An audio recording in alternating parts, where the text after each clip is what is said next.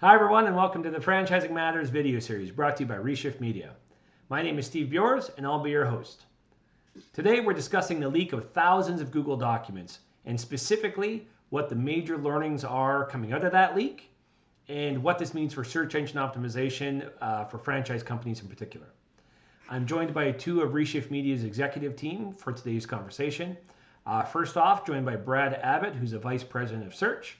And I'm also joined by Mahmoud Ghali, who's a Chief Technology Officer at Reshift Media. Welcome to the show, guys. Hey.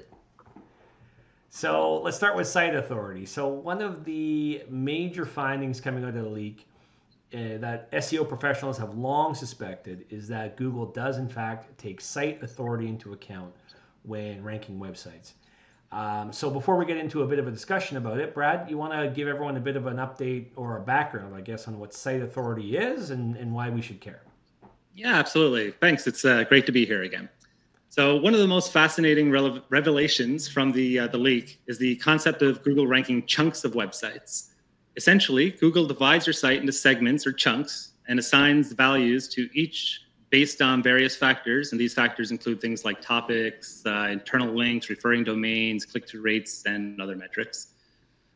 Here's where it gets really interesting, though. If Google hasn't computed a normalized site rank, so an NSR, we'll hear lots about NSR today, for a particular chunk of your website, it doesn't leave it blank. Instead, it uses an average of the values from other chunks of the website. This means that the unknown content gets a ranking based on the average score of the known content from your website. So in simpler terms, imagine you got different sections of your website, each with its own quality score. If there's a new section or page that Google hasn't ranked yet, it'll take the average score of your existing sections and apply it to the new one. This ensures consistent ranking methodology across your site, even for new content. Another critical aspect that was revealed is Google uses vector embeddings, and this technique helps Google measure how closely related the new page's content is to the rest of your site's content. If the new page significantly deviates from your usual topics, it might not rank as well. This underscores the importance of maintaining a thematic consistency across your website.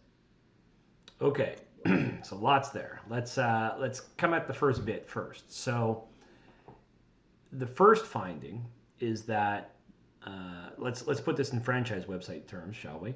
So if you have a franchise website, you have microsites or pages for each of your locations. You got obviously a corporate site, a head office sort of site. If you now launch a new location, let's say you open a new location in Denver and you set up a microsite on your main domain for that new location, it will benefit from the overall site authority for the site overall, right? Correct. And so that has a few ramifications for franchise systems. So number one, for franchise systems who are now setting up their microsites as subdomains or individual domains, they're not getting that effect. Correct. Right? So if it was like denver.company.com, that subdomain in Google's eyes is viewed as a separate site and you don't get this halo effect. Correct. Yeah.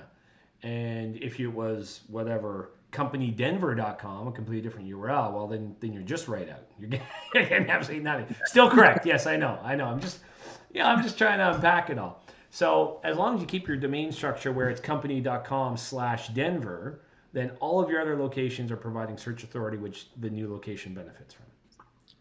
Absolutely. So if one location page has well-optimized content, it could positively influence the ranking of the other new, less optimized pages within the franchise network. So for franchise systems, this is good news when you're selling a new franchise. You can actually say this as part of your pitch, which is, hey, we're going to put you on this great ranking website that we've spent years building. And just by virtue of being on our website, you're going to rank better out of the gate than you would otherwise doing it on your own. Absolutely. Interesting.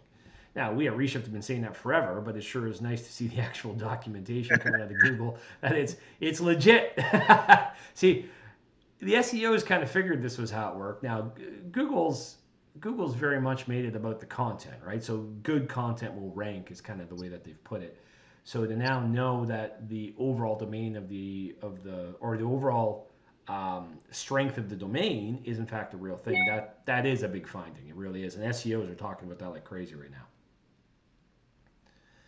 Let's talk about the other bit you had there, Brad, because I think that might be a bigger surprise to people is the vector piece. So what you're saying is, if you have content on your site that's not aligned with the rest of it, that's a problem. Absolutely. So you really need to focus on consistent quality, or you're going to end up hurting your SEO scores across the board by lowering your score average or topicality. Okay, so again, let's give it a franchise example. So if you have one franchisee who's, let's say you're a restaurant and your franchisee is writing a bunch of blogs on a local microsite about shoes, that's not good.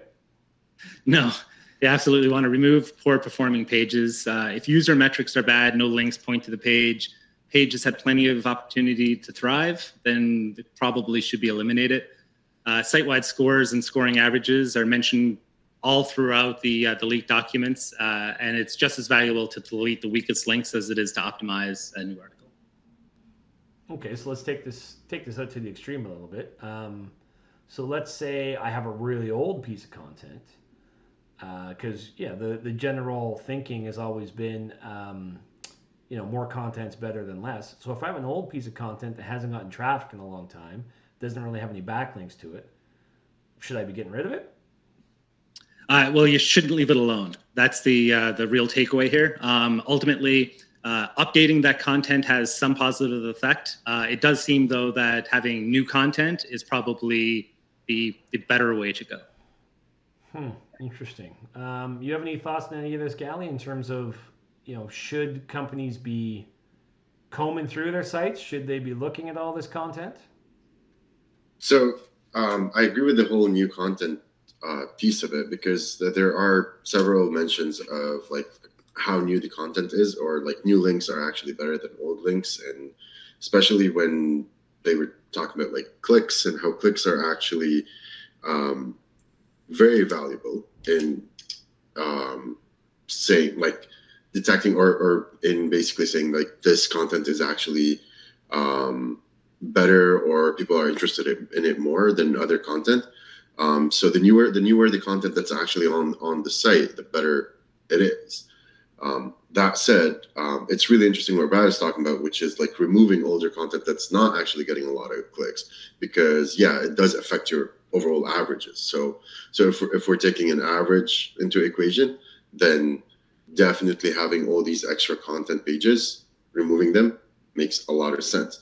It also applies to things where you have all these different, let's say you have a blog and then you're running a lot of tags that are not necessary, or they're not actually getting a lot of traction in them, or anything like that. So before, in the old days, they used to like shove a lot of tags so that we can add a lot of keywords into it and stuff like that. So that's really doesn't actually play into it. And it's been known, and we've always told people like, please don't actually add too many tags, because A, it's going to be duplicate content, and then B, it's going to actually affect just the quality of the experience of the site. You're going to have so many tags on the site that's not really useful for a user to actually find what they're actually looking for. Like writing something 5 different ways doesn't make a lot of sense in that perspective. So like there's a lot of places where I think people need to watch out for, where reducing the amount of pages on their site that are not necessary, because that will affect the average if everything's based on averages. Well, and it sounds like focus is the key, right? So having content that is topically relevant, right, where you're staying thematically on point, and that concept of averages, I'm curious on your opinion on this too, Brad, because that's how I read it as well. Is if you think of an average, right, it's I got high performing and low performing, and the low performing, anything below the average is pulling me down, and everything above the average is pulling me up. Right? That's not really how I thought of it before. It's always like, well, let's find the best content, but this concept now that below average content is a negative, like, do you think of it kind of like that? Yeah. So I think we should be careful in regards of the messaging here, though. Like, it's still important to update existing content on your website. You want to add new images, video content. You want to really improve the I think it's called the effort calculation metric for the page, right? So we're not saying that pages shouldn't be updated, but it's one of those things where you really have to evaluate what the page is doing, where it is, what's linking to it, and all those kinds of things. But if a page has some backlinks and stuff like that, it could be worthwhile just to update that page as opposed to doing a new page. Well, and to be absolutely clear, in no way are we saying you should go through and delete old content, because that content could have a ton of backlinks. It could be topically relevant. So this is not to say that old content is bad. Relevant, like especially if it's topically relevant, you kind of want to have it, or you never know when we'll get traction. Like the one of the key things that I found interesting was that, like, it doesn't matter how long your content is. As an example, like, we always thought like big pages for it to actually index. No, like it's all about how topical your content is. With that being said, there are indications in the leak that the algorithm for not thin content, but like short content pages is different than what they use for the long content, which totally makes sense. Yeah, and it indexes. Like, you can, like, having like having FAQs as an example is not a bad thing. It's actually good to have those type of short FAQ pages, and not necessarily massive big FAQ pages that answer 100 questions. I think having like a page for every question, as an example, is a better approach than. I think you nailed it there in regards of what we see in regards of Navboost for the search engine. So, like, we're seeing, like, if a user clicks on a link in organic search and then, muddles around the page and then goes back to the search results and clicks on another link, that's a bad signal for your website, right? That's a signal that the user did not get the information that they were looking for. And it's kind of like a strike against you, right? So having the user come to your website, get the answer that they need, is a huge boost in regards of, like, okay, like, there's some authority here, right? Like, people are satisfied with the answers and moving on. So, and even better if they land and then they click around, right? Like, if they click around afterwards, that basically says, okay, then your site is sticky and people are interested in it, so it's going to rank a bit better. Well, so let's talk about Navboost, because we're kind of sliding right into that naturally. So a huge finding coming out of the leak is that this Navboost metric that Google has, which I'll ask you to talk about in just a second, Brad. But very importantly is that the metrics they're getting come from the Chrome browser and the traffic from Chrome, which Google has said forever that they aren't using Chrome traffic. And here it is. It's literally right in the algorithm. So you want to talk a bit about Navboost and the data there, Brett? Yeah, absolutely. So the new information reveals that Google places substantial importance on click data. I've always said it. I've always known. yeah. Brad knew the whole time. Yeah, which is measured through a metric known as, as mentioned, Navboost. So contrary to Google's previous denials, Steve just mentioned, this data is indeed sourced from the Chrome browser. Historically, Google denied two things. First, that the Chrome data is used in their search algorithm, and second, that the click data influences the rankings. However, evidence from the Department of Justice trial that happened there last year, the internal leaks just confirm it. The significance of Navboost, which is really heavily based on click data as a crucial ranking factor, just recently confirms that this click data comes from Google Chrome. Understanding Navboost is essential for grasping how our user interacts with the search engines.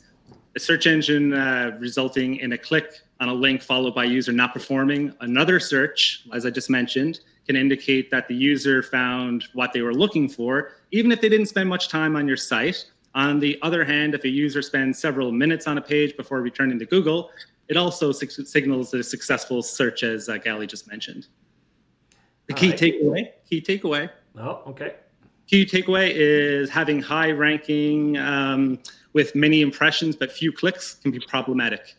There's a performance expectation based on the position in the search results, and falling below that threshold can lead to a drop in ranking. So, if you're ranking high and you're not performing, you're not going to rank high for very long. So that's interesting, because let's think about that for a moment. So there's lots in there. So first of all, when someone conducts a search and you're shown by Google on a search results page, you really, really, really want someone to click it. Absolutely. So what do they see? They see your title tag, they see your meta description. So suddenly meta descriptions, which Google has said forever have no basis in ranking, are pretty important. Like, and again, like any SEO has always said to write your meta descriptions because it's what people see. But making sure that that title tag and that meta description are well written and elicit that click, clearly that's a huge deal. Yeah, absolutely. It's one of the big takeaways from the leak for sure. Okay, and then let's go off of what Gally just said. So now you've got the click. You better darn well make sure that you deliver on the promise. All right. So if you get the click and someone gets to your page and it's either not relevant or doesn't answer the question, or maybe it's just too long, to Gally's point, right? Maybe it's buried in this massive page and they bounce and then they perform the same search and they go somewhere else. Google's like, okay, these guys don't have what I'm looking for. Yeah, so that comes down to having well-designed pages, right? To make it easy for users to find what they need. That's critical.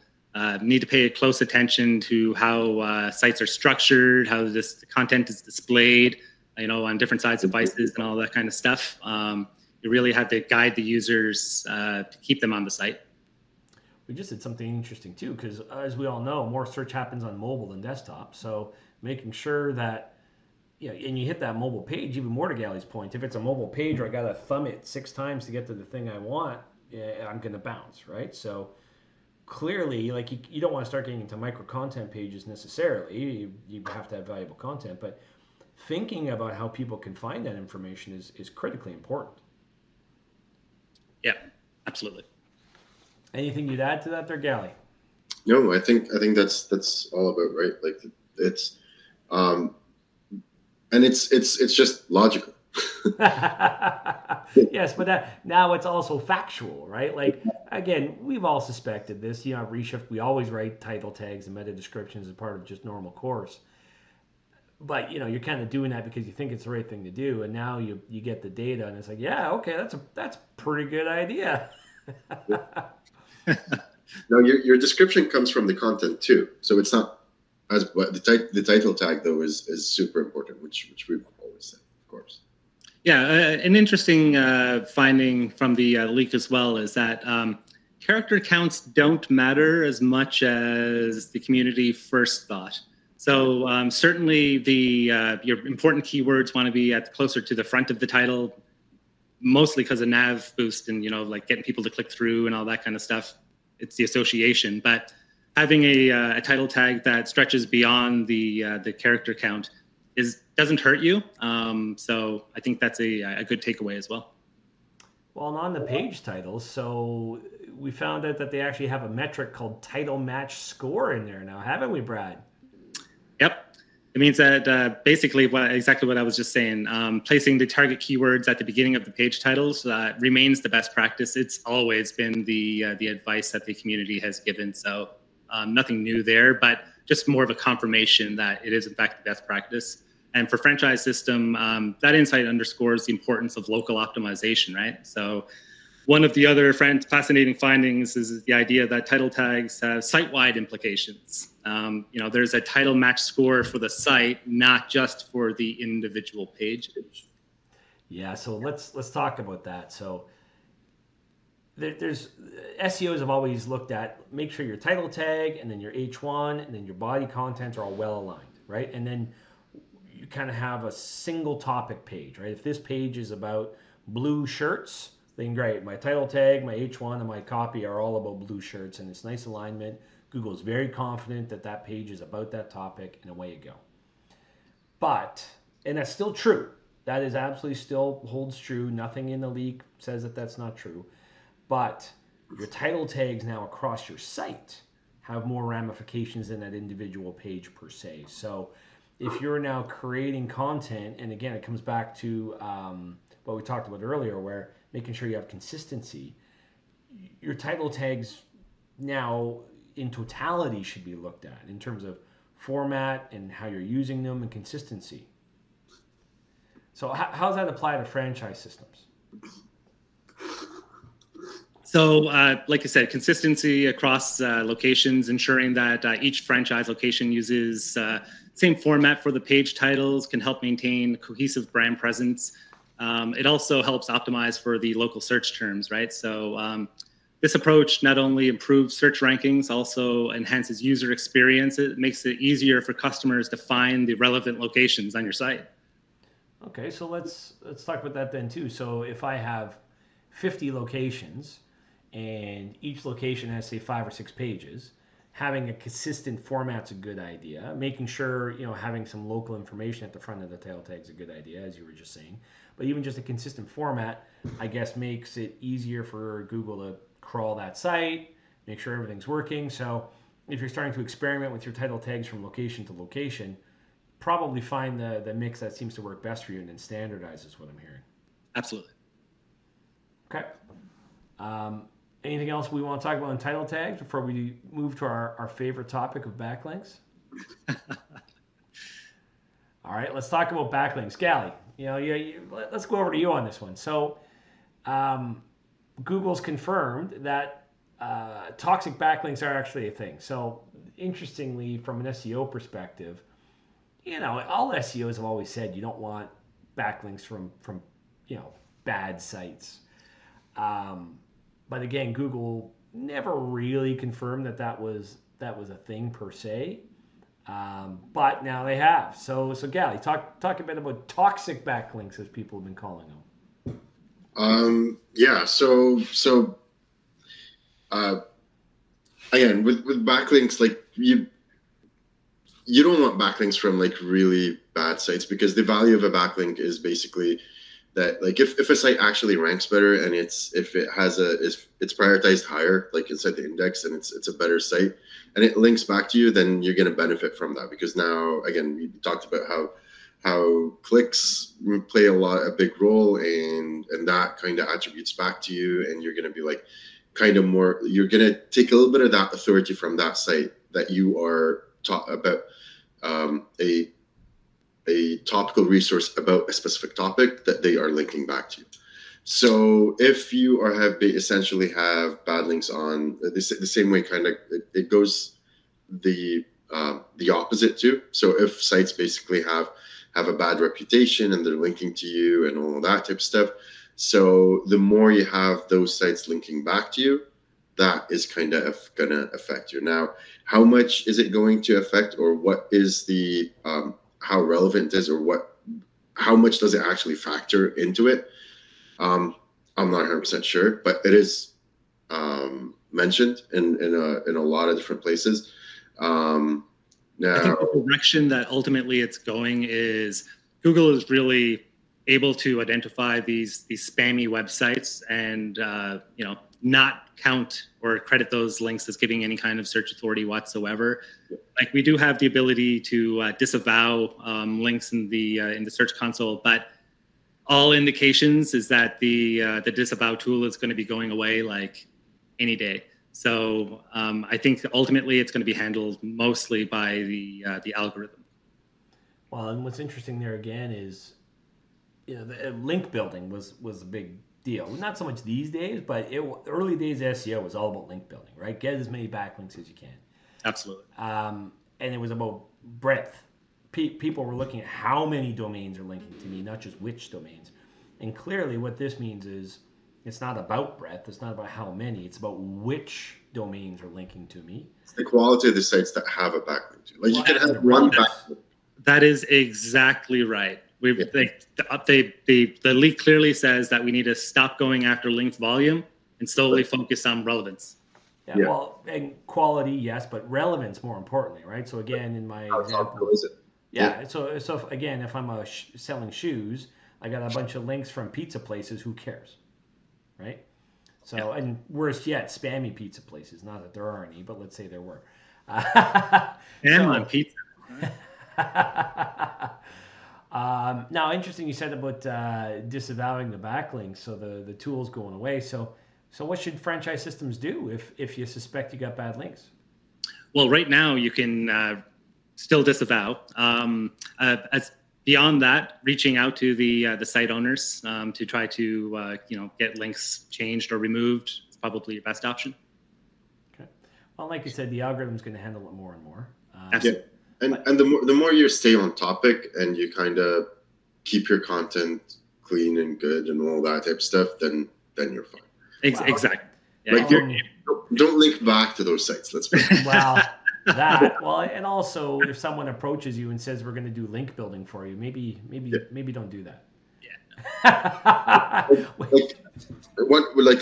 One good link basically from a good authority site, like let's say a news site or something like that, talking about what you do or something like that. That's really good value link. Yeah, that's actually a really good point, Gali, because another thing that was uncovered from the leak is ultimately the new freshness of the link on high quality websites are the gold links, right? So a news website with high search authority, it already has, a lot of expertise and authority and all that kind of stuff.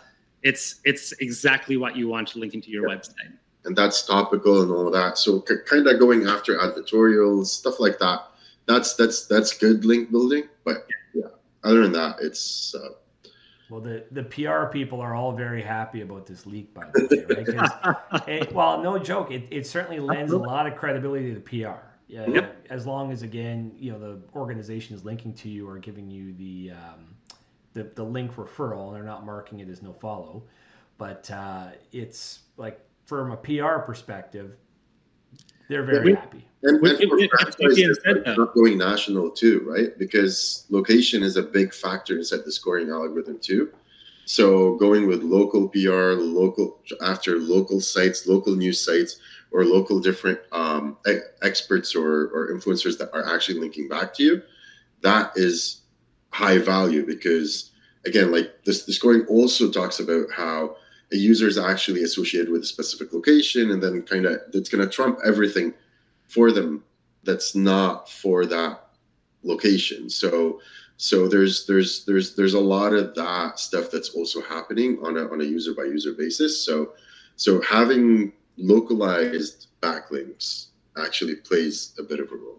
Yeah, even in the case where a high authoritative site is not actually backlinking to you, that mention is a way bigger deal than anybody knew. Sure. Right. So let's talk about mentions. Actually, I'm glad you said that. You kind of caught where I was going with the link there. So mentions is a bigger deal than I think anybody understood. So let's start by clarifying mentions first, Brad, if you don't mind.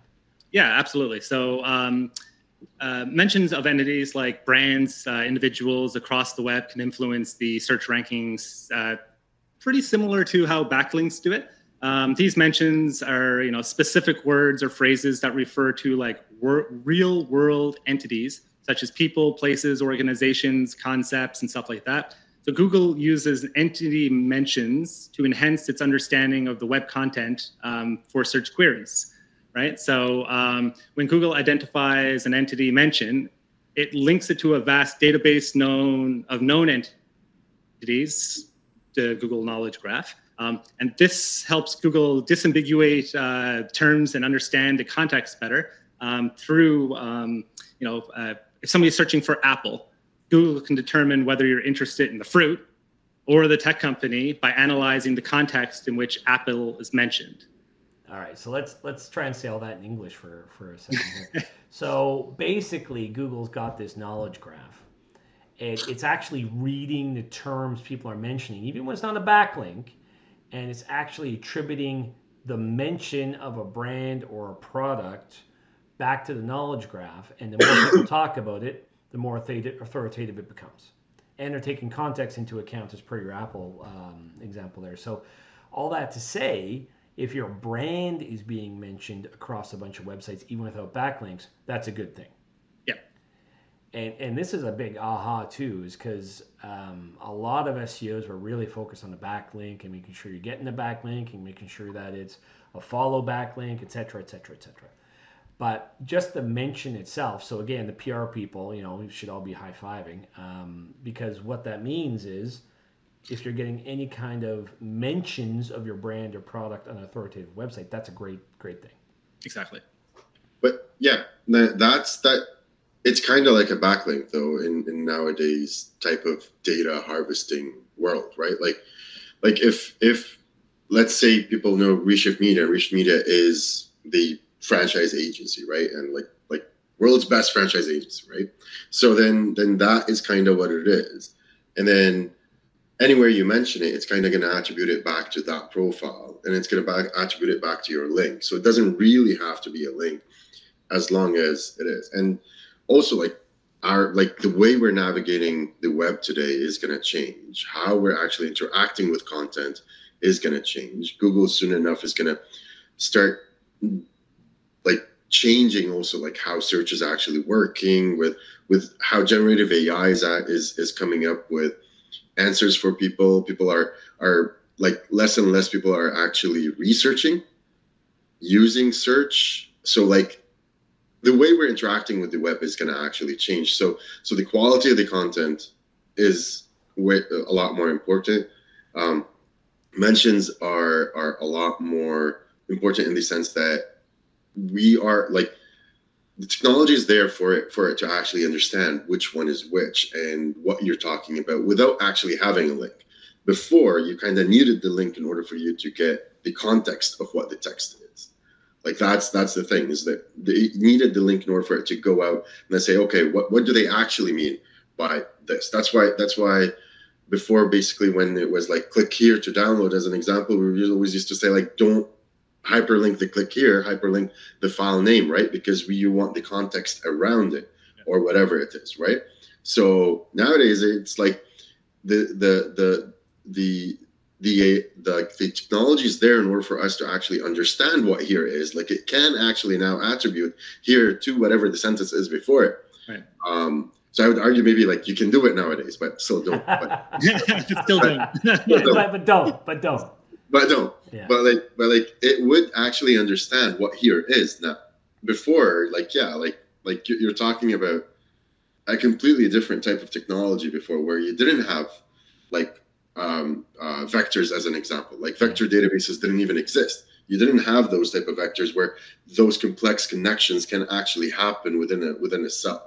Like that's just this is all like massively different than what it used to be before. So that's why I think like mentions and the quality of the content and all of that, like content is king, and like quality content is king nowadays. Like it's really we really need to stress on how important that is. Well, and the structure of it, right? So thinking not just about, putting a bunch of content on the website, but how you're doing it, how you're structuring it, what pages it's on, how people can find it. Like user experience should be first in front of your mind in terms of, how can people find the relevant content, and that's user experience on the page itself, making sure that the content's actually quickly scannable, particularly on mobile. But even just the architecture of a site, right? How's your navigation system work? How can people find their way around easier? What's the utility of the site? What's the purpose of it, right? Like you need to identify what is the purpose of your site. What do you want out of it? You can't just have a brochure site anymore. You want a brochure site, just open a social page and you're done, right? Like whatever it is. Like you don't. It's like the utility of your site plays a big role in how you're going to actually build your authority and rank and position yourself in your online image. Absolutely. Okay, gentlemen, let's put a little bow on this for our listeners, shall we? So, if you're a franchise system, your takeaways from this should be what?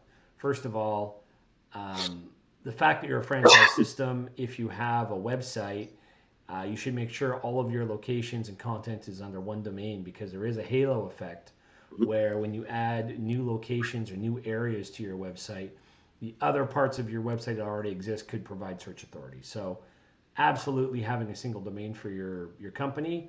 We've always said it was an important thing, but the data and the leak proves it. Yep.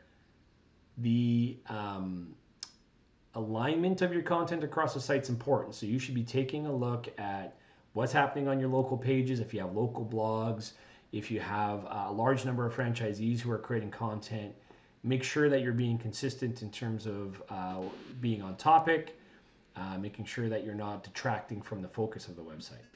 Yep. Content catalog, understanding, having a strategy for your content and putting it out there, I think plays a big role in how you want to position yourself and what tone you want to speak in. Yeah, I totally agree. we know that Google is in fact using click data. So meaning that clicking of your result in the search engine page is really important. So make sure your title tags are compelling.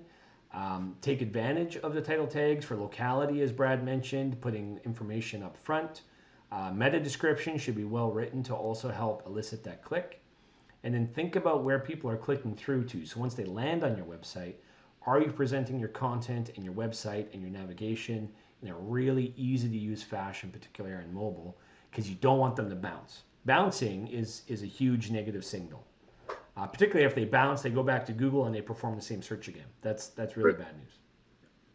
What did I miss? Toxic backlinks. So backlinks from non-relevant sites are a problem. So disavow them in the short term, and just be aware of who's backlinking to you. And probably link building isn't a good thing to be doing at this point in time. Certainly not, from that guy that sent you that email that says he could build you 1 million backlinks. What else? Mentions are huge. So from a PR perspective, from just getting your brand out there, get people talk about your brand, any kind of influencer marketing could be a good idea. So lots of good items there. Is there anything I've missed, gentlemen, that franchise system should take away? I think we covered it. All right. Well, really hope everyone watching this video and listening online found this helpful.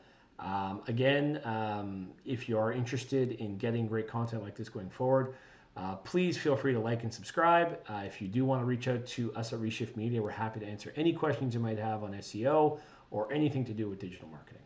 And everybody, have yourselves a great day.